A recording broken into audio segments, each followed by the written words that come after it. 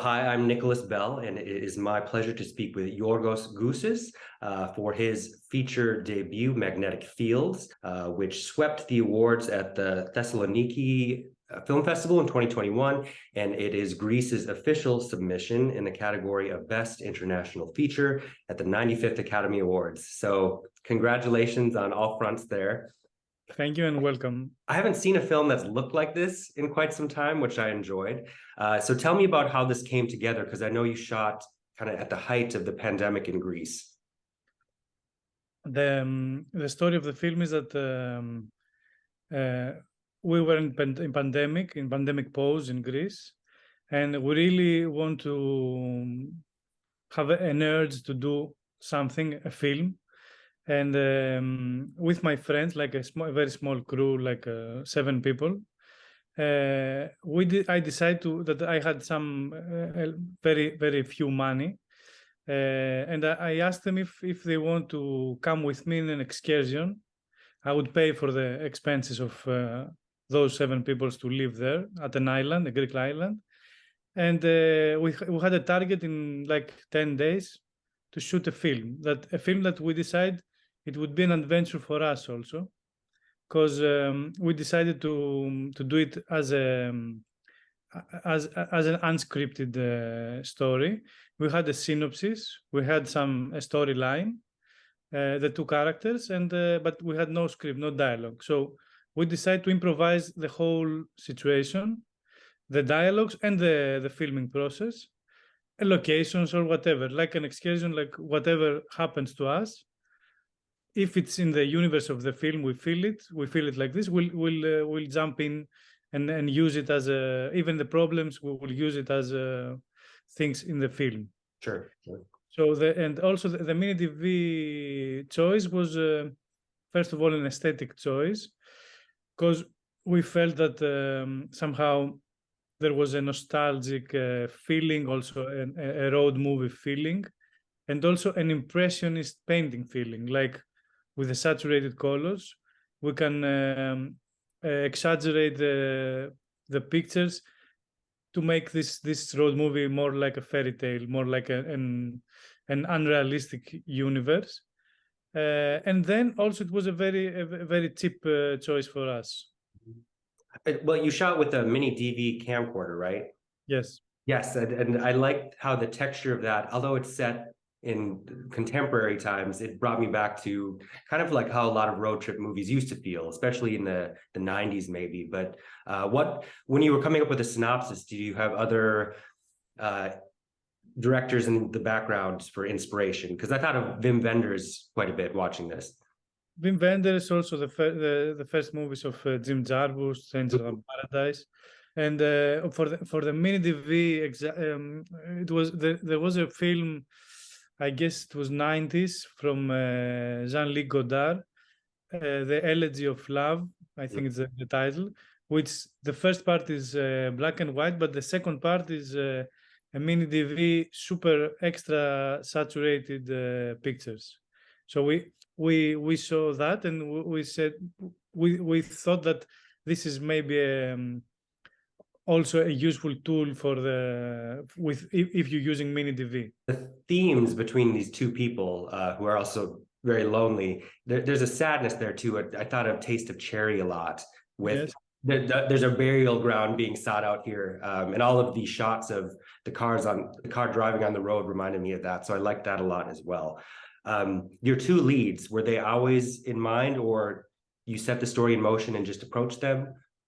Yes, the first idea, it was a glimpse that I was traveling in this island for holidays with my DOP, and because we were driving around, we had this feeling that there is a landscape and there is a possibility of a road film. We felt like we were in a road film. So the first idea was that let's make a road film, a road movie, and then I met the actress at the shooting of a video clip, and she told we fell in love, and we said that let's make a movie together. I had the road film feeling, and then I said, okay, let's have a woman leading this a character, which just changing roads, changing directions. And then she told me from her life this line that because she is actually a dancer, a ballet dancer, that once upon a time when she decides to leave, to stop dancing, she left from with a car because she saw herself in a mirror and didn't recognize her face. Mm. I thought that's the beginning of that's enough for a character. And then the male character was my friend, also an actor, but my friend. Somehow I felt something between them will work in this film. And then I and the male character and the male actor wrote the story, which was the storyline, like the idea with the dead aunt, also the car at the end and stuff like that. And then we improvise all the things. We were talking a lot about what the characters feeling or what we want from the scene, and then the actors were improvising on that. But also, I think the melancholic and the kindness of the movie and about friendship and like traveling is a lot from inside of us because we were in a quarantine stop, and because we were there doing this excursion, doing this adventure, filming this film. I think our inner world came in the movie, like without had it as a target. Right. Elena reminded me kind of a bit of a Geraldine Chaplin almost in the 70s. She had a great screen presence. So you shot for, did you say 10 days? Yes. Okay. And how long was your post-production? Because I imagine, and how much footage did you have? Because I imagine you had to really craft this while you were editing. Actually, no, there was not a lot of footage. So, we're not filming many things, and a lot of the scenes are one shots. Like we had around 10 hours of the whole filming process. I did the first draft of editing alone, and it was like 95 minutes. And then I worked with my editor, and we finished around 80 minutes. But it was like 2 months. But I was working a lot because also then was quarantine in Greece, so I was only doing editing. But it's not a. It has the feeling of a documentary, but we didn't shoot many things because also we didn't have a lot of days. Like 10 days were enough. Were not enough. I'm curious what the budget was overall. 6,000 euros. Wow, impressive. How much did the cigarettes cost out of the budget? There's a lot of smoking. The 1/3 of the budget was the car. Okay. Buy it, paint it, and trash it, and take it back from the cliff, and then the other budget was the cigarettes. Oh yeah, for some reason I kept thinking about that. Like, wow, because I also picked up smoking again during the pandemic, and I'm like, oh my god. But it's funny watching this in 2022, at the end of 2022, just going in blind. I wasn't thinking this was a pandemic film, or that I don't think that it's really tethered to that. It's just that it's still part of the conversation. So I also like that about the feeling of it. Were you we didn't have it as a target, so this what I told you about the feeling of pause and pandemic was something I understood a lot after the film. After, like when I was watching the film, like many months after, it wasn't our target to talk about pandemic or a pause or whatever. Yeah, and I think that's perfect because it will have a timeless quality. But while you were shooting those 10 days, did you run into trouble at all? Were you told to stop filming at any point? Was it difficult? The beginning was difficult because it was illegal back then to change the city, to get out of your city. So we had to, it was difficult at the beginning to move the people in the car to the island. Somehow also it was because I had painted the car with paints, like with a spray and stuff, which is also illegal because you have to change the papers of the car if you change the color. Oh, okay. A policeman stopped us in the road. He asked to see the papers, and he didn't recognize. He didn't show that it was another color. So maybe we were in prison back then. But also, it's funny because the pandemic was a very good gift for this film, because the island was empty. Sure. Normally, because it was Christmas, it would be full. This emptiness, it has his role in the film. Also, no one was working. Like all the shops were closed. All the people were having fun, like helping us there and stuff. The actors didn't have the theater place to go. Like there was a stop that it was a gift for this film. I think without pandemic, I wouldn't do that. Was there a lot of pressure on the day that you had to wreck the car because you would only get one chance? Yes, and also because you said about bad things, it was in the middle of the filming process, the fifth day, I guess.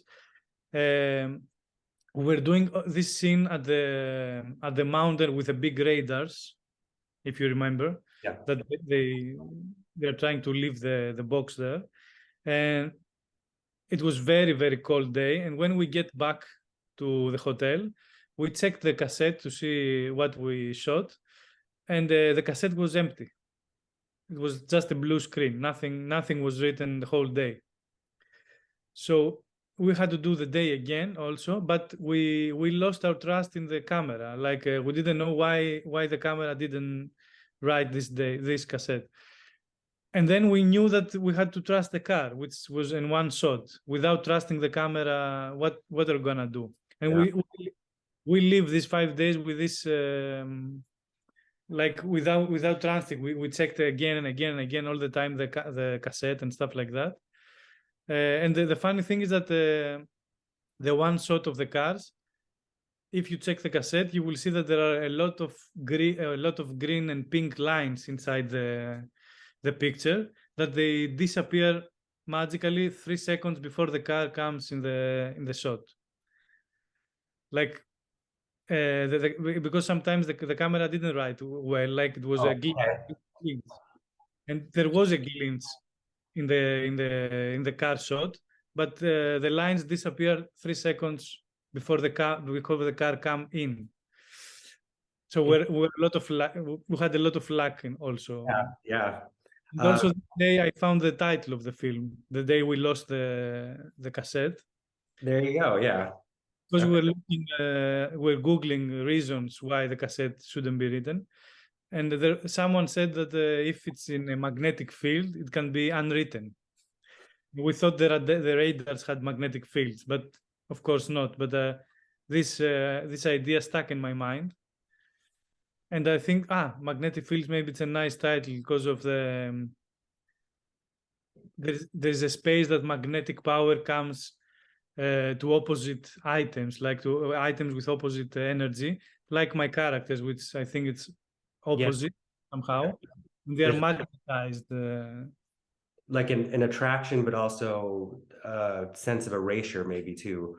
Yes, and an invisible power that it's inside this space, which the space is the movie or the relationship they had or the island. Right. Outside this space, they can be unmagnetic. They can be themselves again, but inside the space they are magnetized somehow. Yeah, I like that. Since this film, you've actually directed another film that's based on a short you did, right? The Arm Wrestler. Yes. Okay. Which also played at the Thessaloniki Film Festival the next year. So I'm very interested to see that as well. Are you working on anything else? Now I'm in a period that I have like 3 or 2-3 ideas, different ideas that I'm trying to develop somehow, because I feel like I should have more projects and see which one's gonna get first financed, or solve the problems. But also I have also an idea for a documentary and a series, a movie. I mean, it's a lot of things right now. And you originally came from the comic book world. Yes, my job was a cartoonist. Yeah. Okay, so now you're a full-fledged director at this point.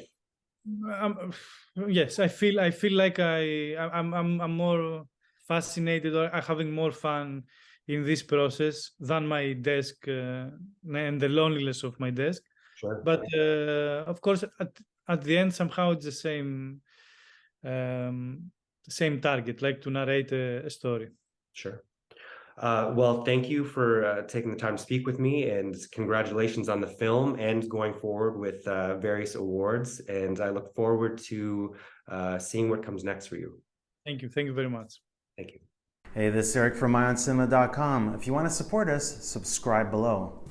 For more reviews, interviews, film festival coverage from Sundance, Cannes, Toronto, you want to check out these guys on this side.